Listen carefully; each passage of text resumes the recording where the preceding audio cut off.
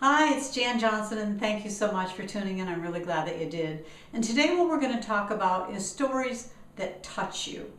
And I mean maybe reach down to the core or something that resonates with you or on a universal level. To me, something that is universal is, first of all, truth. That's always universal. But the other thing is that everyone has a need to be valued. It's a common universal thing, I think, is to be valued.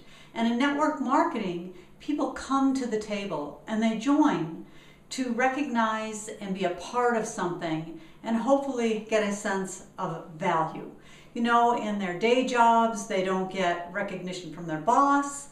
They also don't get recognition maybe from a spouse or their children. So it's really important to keep that in mind, either for your current reps or for future prospects, the necessity on a universal level for people to feel valued. And you can bring that to the table and you can do it with stories. And I'm going to share with you an example of how it's a story of mine that I have about a situation that happened, and that was in my very first network marketing company. I started meetings. They were my meetings simply because I had started them, and eventually they grew to the point where I didn't have time to be the person that was signing people in and giving them badges, and I wanted to be the person that was there greeting people and talking with their guests.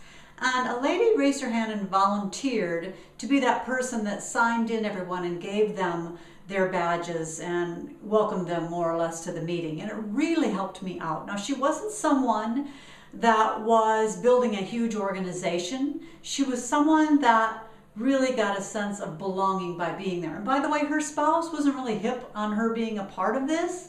But because she more and more felt like she was a part of it because she was doing that, and I also complimented her on doing that, she eventually kind of had the nerve to invite her husband.